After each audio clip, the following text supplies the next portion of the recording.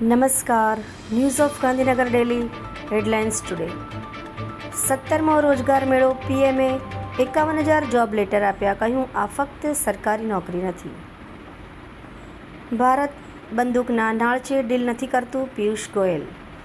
તેજસ્વીનો ટોણો. Factory ગુજરાતમાં, જીત જોઈએ બિહારમાં. કહ્યું, જ્યારે લાલુજી મોદીથી નથી ડરતા.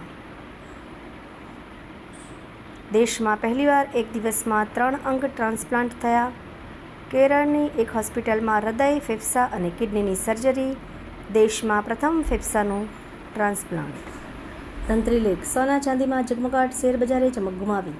દિલ્હીના મંત્રી સિરસાએ દાવો કર્યો કે પંજાબમાં આપ સરકાર ખેડૂતોને ચહેરા ઢાંકીને પરાલી બાળવા માટે મજબૂર કરી રહી છે. ઓવૈસીનો કોંગ્રેસ વચ્ચે અસમંજસ. અમદાવાદ સહિત દેશના 40 સ્થળોએ રોજગાર મેળાનું આયોજન.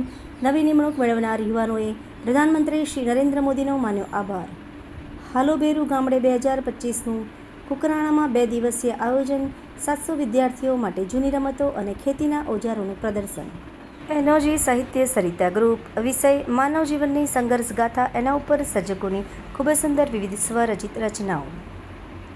આધુનિકતાના યુગમાં એકતાનું પ્રતીક એટલે ગ્રામીણ ડાક સેવક. કેન્દ્રીય સંચાર મંત્રી શ્રી જ્યોતિરાદિત્ય માધવરાવ સિંધિયા.